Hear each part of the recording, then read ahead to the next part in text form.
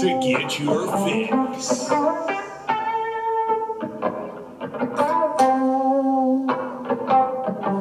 you ready? Are you ready to get your fix? Are you ready? Are you ready to get your fix? Are you ready? Are you ready to get your fix? Are you ready? Are you ready to get your fix? Are you ready? Are you ready to get your fix? Are you ready to get your fix? With the Wicks here on this gloomy Monday, September 20th, 2021. I say gloomy, it's been raining pretty much all day today, but hey, we are back on this glorious Monday. We have week 1 games mainly all finished up here, but tonight, the matchup between the Detroit Lions and Green Bay Packers is what we're all waiting for patiently here in the next hour, which will be played on the MegaCast. We'll get to that later. But hey, we had some ups, we had some downs this weekend. We had some good football, some bad football. And that is what we are here to talk about. So, are you ready to get your fix? Well, let's get started with the Minnesota fucking Vikings. Ladies and gentlemen, it was bad. Okay, literally the only thing I could do after witnessing the ending of that game was laugh. All right, I haven't had that situation before, had that feeling before, where I was just like, all right, well, if he misses it, fuck, it's just like whatever. But it's a 37-yard field goal or whatever. He should make that. He hit 2 52-yard field goals before that, and one actually, a drive or two before that actually happened. So I'm thinking, all right, up there, rears up to kick the ball, bow, and it's wide right. Vikings lose, 33-34. All I could do, like I said, was sit there and just chuckle, like typical Viking bullshit. All right, 33-34. You have a chance to win the game. 37-yard field goal. You should make that. All right, that's your job. I understand the whole fans.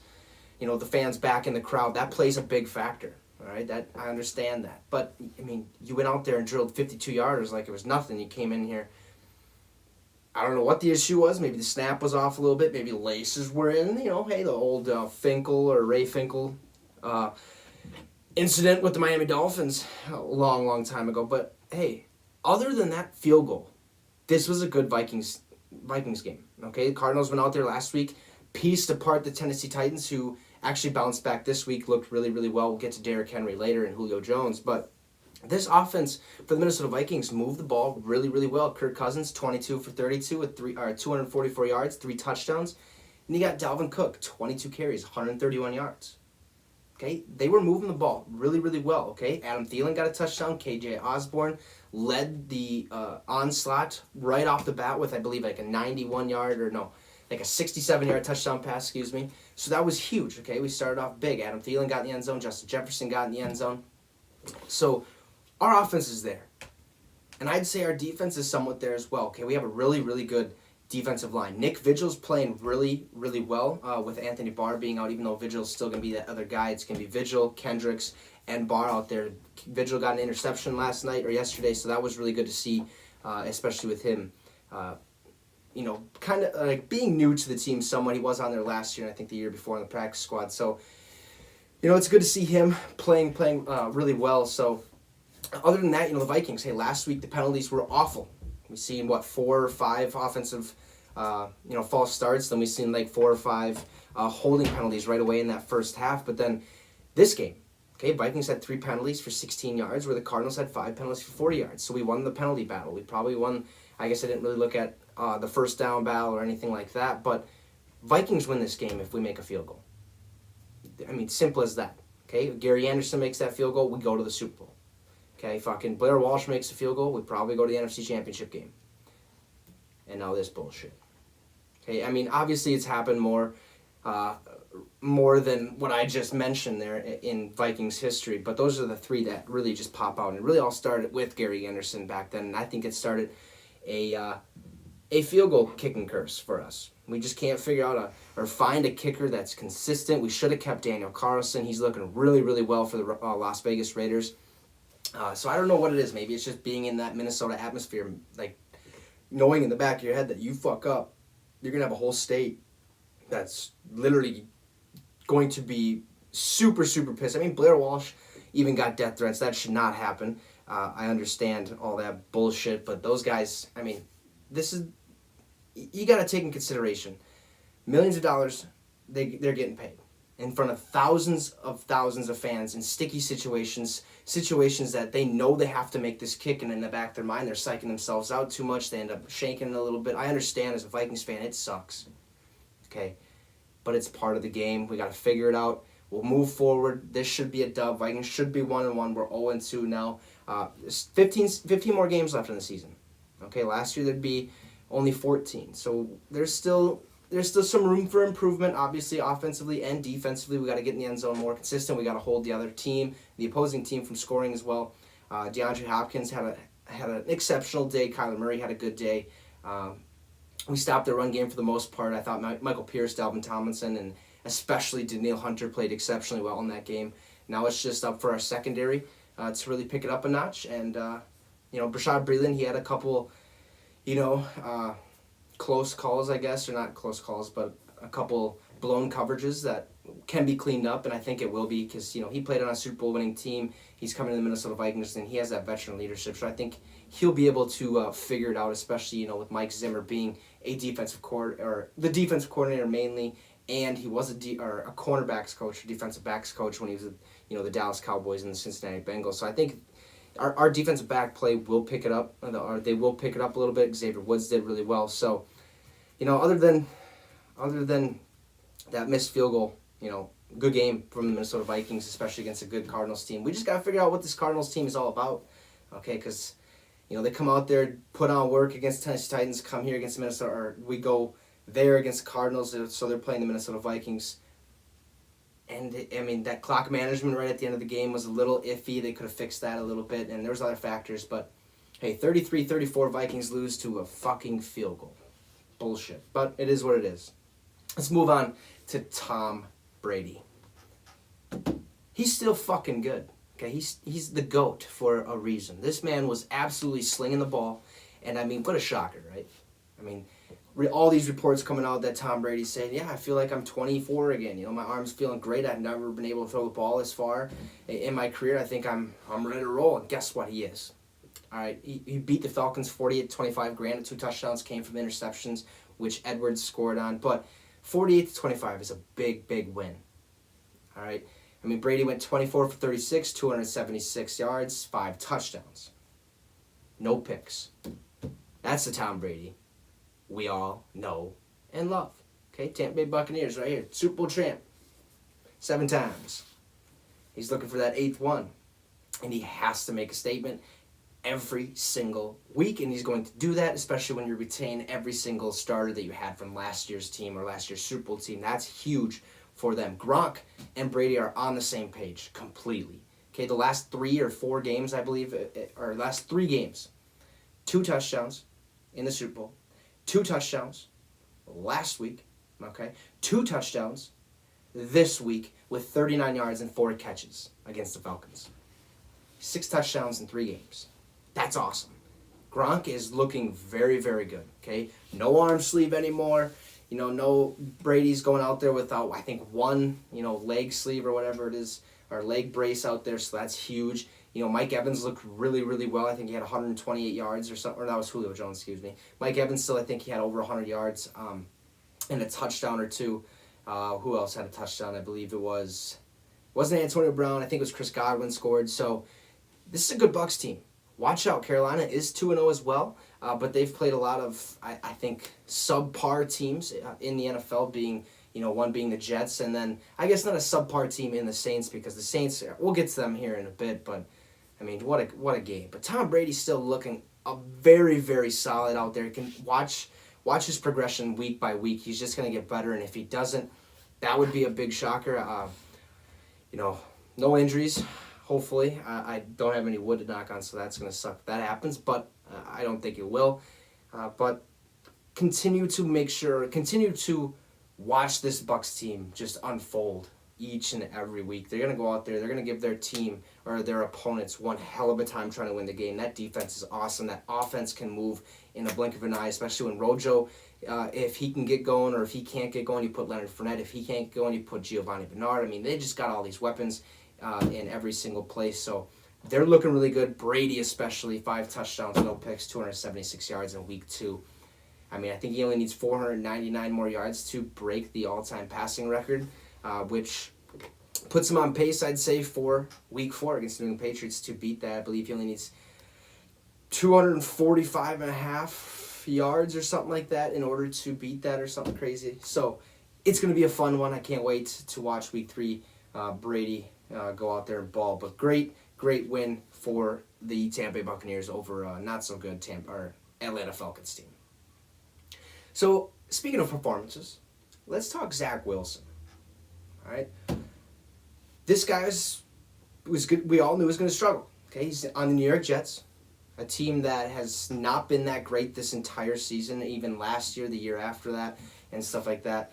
They don't have the right leadership. They got a new head coach, new coaching staff, and stuff like that. But the Jets have historically been bad. Okay, with not counting that Super Bowl of Joe Namath way back in the day when the AFC-NFC merger actually happened. But Zack Wilson, he lost 25-6 to the New England Patriots, which he threw completed 19 out of 33 passes, 210 yards, and 4 interceptions. He also was sacked 4 times.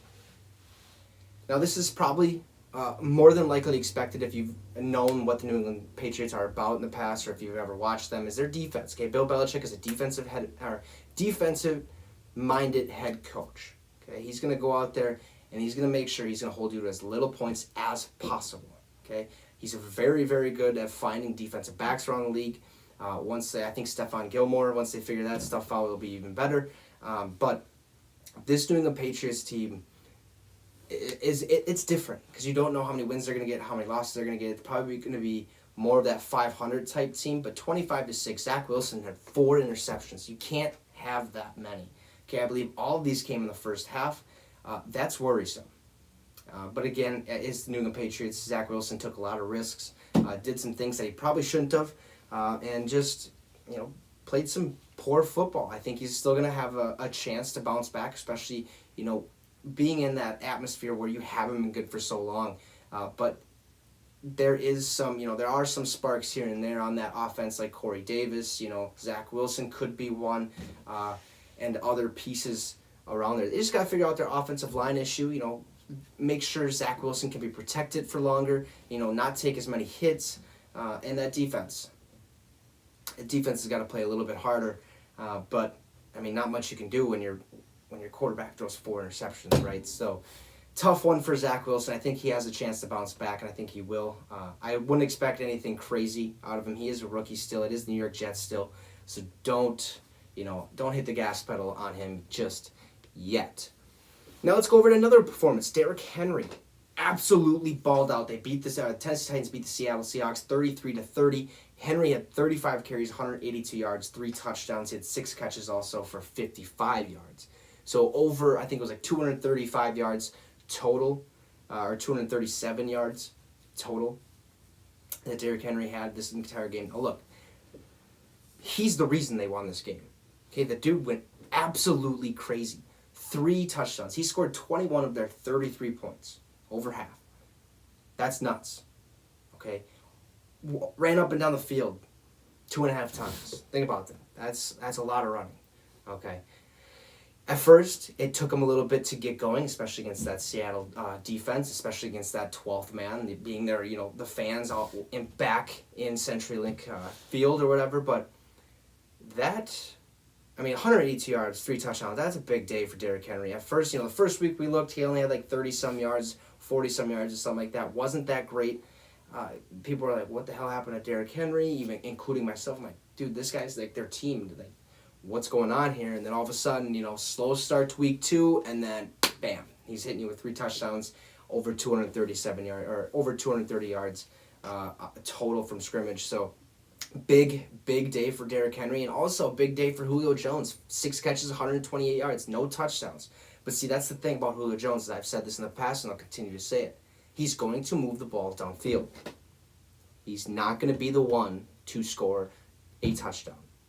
He can score touchdowns, and he will, but he's not going to be the guy to go out there and score 14 touchdowns this season, have 1,000 yards receiving. He's more the guy to have 1,500 yards receiving, or probably about 13 to 1,500 yards receiving, 6 to 8 touchdowns, somewhere around there. If that's what you're going to get out of Julio Jones, he's going to put you in good positions to score the ball. And I think that's a big factor of why, Derrick Henry is able to get going, or why Derrick Henry was able to start going, or whatever. My brain is going faster than that. But you get what I'm trying to say.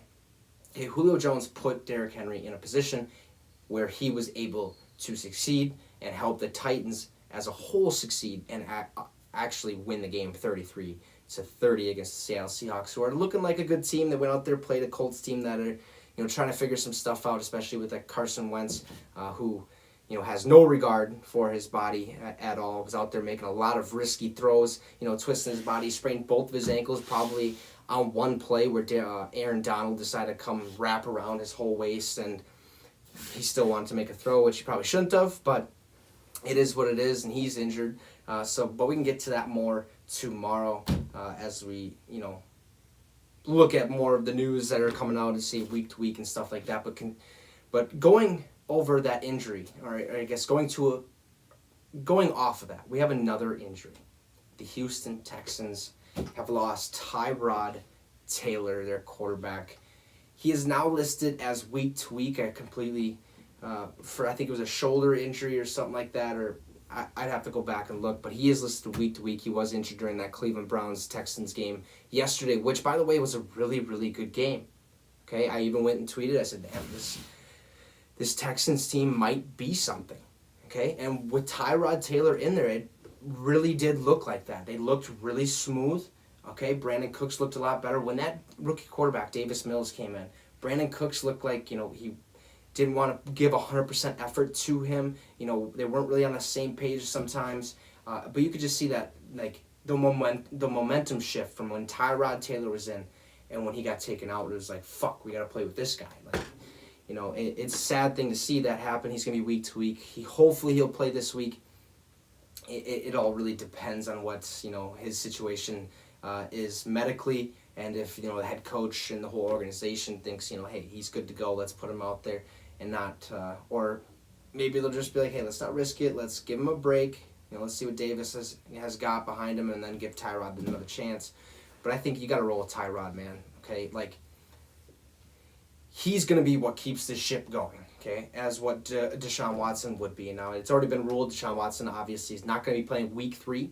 He's probably not going to be playing the entire season. So just you can take that pill and swallow it and do what you will with it. But he's not going to be playing, so it's going to be a Tyrod Taylor show. And from what I've seen, is the Houston Texans play really, really good football when Tyrod's on the field compared to when he's not on the field. Get that man in there as soon as possible, as healthy as possible, and continue to roll that boat, because I think Tyrod is that best case scenario for them to, win more games than what they are projected to win, or what I even would think they are capable of winning. So, Tyrod did really well. They lost 31-21 to the Cleveland Browns. He went 10 for 11, 125 yards and a touchdown. He also had 1 carry for 15 yards on a touchdown. That was a very, very good run. Pretty much fooled everybody, made a good decision, and launched his body into the end zone, and the rest is history. So 2 touchdowns, 15 yards on the ground, 125 in the air, only 1 incompletion. That's a good day for Tyrod Taylor. He was out early, but dude, this guy is the real deal. Okay, he's had so many chances around the league: Browns, Bills, Jets, Chargers, and all of them have been taken from him. And I think this is his best situation right now, where Deshaun Watson's not going to get any playing time because of all of his, civil cases and whatnot and all that stuff. So this is Tyrod's chance, and I think he's going to capitalize, and I think he already has capitalized. He's really turning heads, at least in my perspective, at least for me, he's turning my head, because, he's the heart and soul of that team.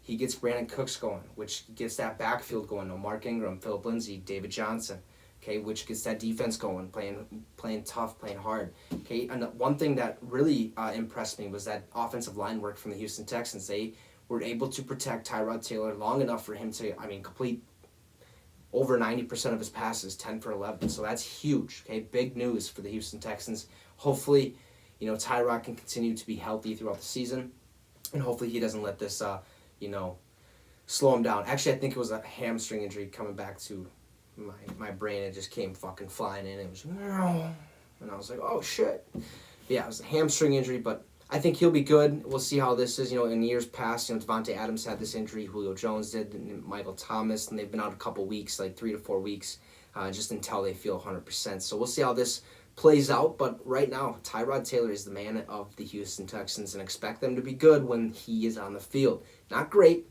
at least somewhat decent and good. Okay.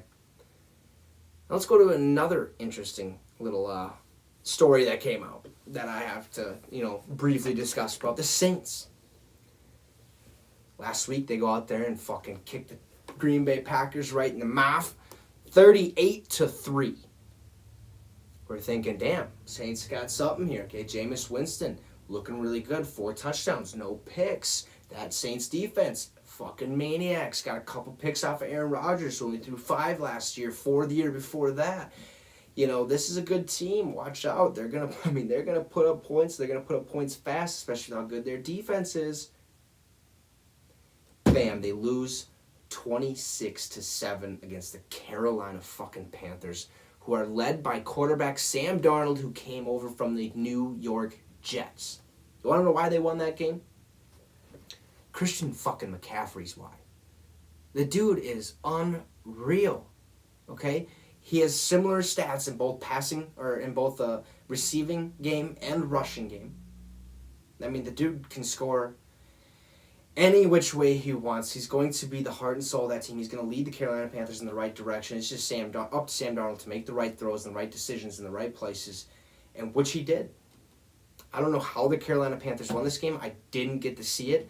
I chose to watch different games other than this one, but I chose that because I thought, Saints are going to come out here and they're going to kick the shit out of the Panthers.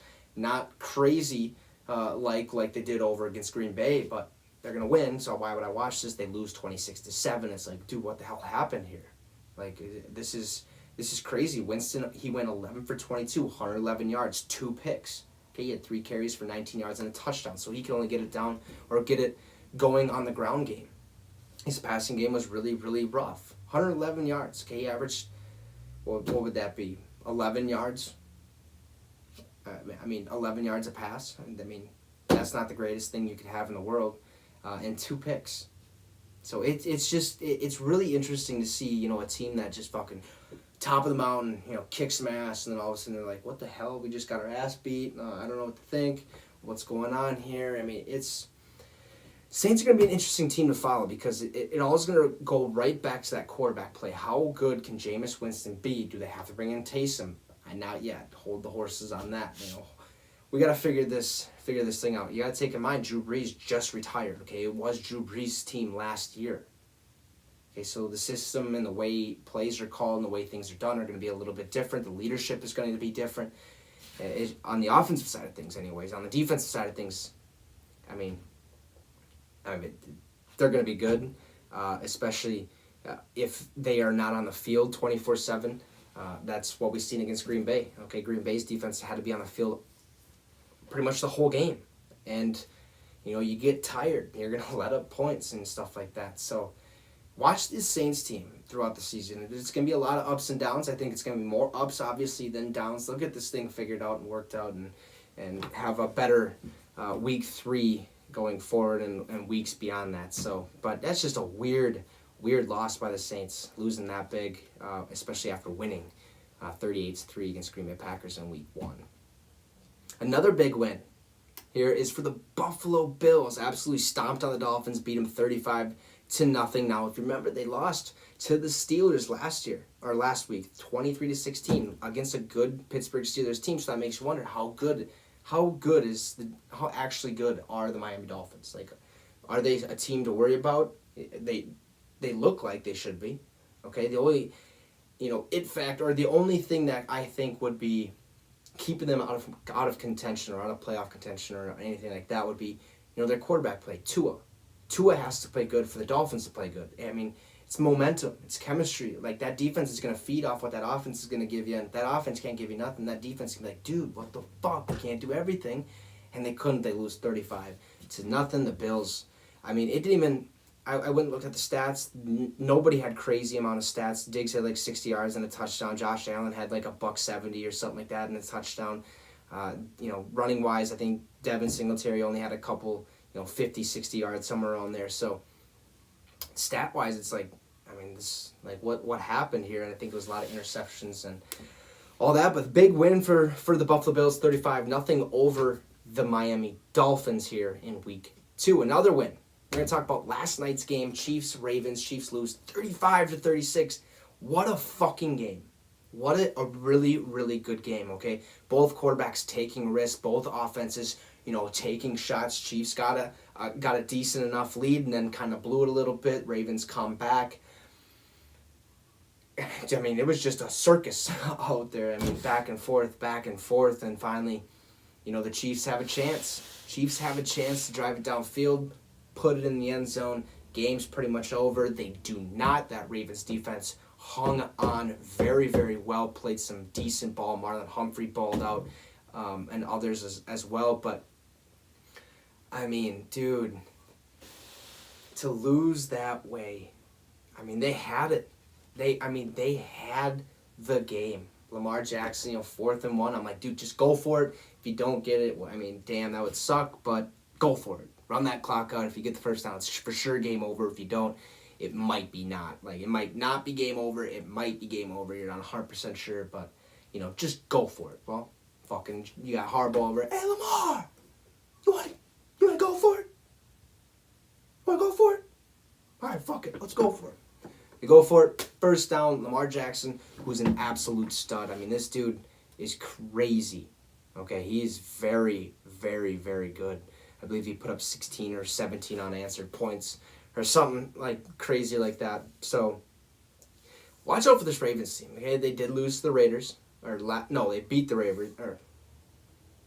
Already getting ahead of myself here. But they had a good week 1, decent enough week 1. They come here week 2, and it's a rough one. So they got the dub though. So they are 1-1. They lost to the Raiders last week. It was a good game last night, especially for Sunday Night Football. 2 top tier teams, 2 AFC teams who are looking to make the playoffs once again in a good matchup. And I think they're both going to make it back there, especially with the way the Ravens played.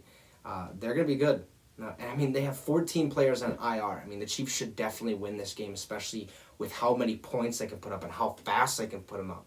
I mean, 14 players on IR. That just should not happen. And the Ravens fucking win. Like, it's mind-boggling, but at the same time, it's like, well, you get what you get. The shoe fits, wear it. So now let's get to a quick preview of tonight's game. Monday Night Football, we got the Lions, we got the Packers. Packers coming off that 38-3 loss. Lions coming off a 41-33 loss. Now, they did come back late in that game. I think the 49ers got a little bit complacent over there, where Green Bay, they just really couldn't do much. The offense really didn't see the field at all. But this should be a good game. Big bounce-back game, I think, is going to happen for Aaron Rodgers and the Green Bay Packers. They're going to score big. They're going to score a lot. Detroit Lions, though, they got that fire. Okay, MCDC's bringing out, bite kneecaps, man. Fucking go out there and rip their head off, man. We'll be fine. They got something. All right, that's something to keep in mind. But it's going to be a good game, I think, here for Monday night. I'm going to be watching the Manning cast on this mega cast Monday night. So that'll be on ESPN2, I believe, or I want to say HBO Max. So if you have that, you're more welcome to go. Or ESPN Plus, excuse me. You can go watch it on that. But otherwise, they have the regular cast on ESPN, and they also have ESPN Deportes where it'll be on as well. So, hey, it should be a good game. Expect, I think, a bounce-back game for the Green Bay Packers, and I think a big win for the Green Bay Packers as well, as they look to go tie the Chicago Bears for the lead in the NFC North. Well, that is going to do it for this show today. Go enjoy the rest of your night. Watch that game. Hey, we got a long week ahead of us. Tonight marks the end of week 2, and then we will transition into week 3 tomorrow, Wednesday, Thursday, and so on. So, thank you for tuning in like always. Go get yourself some merch. I got a backpack the other day. My roommate has one of my hats and stuff. I'm going to get my sweatshirt and stuff like that. So go check out the merch. I can post it again here eventually.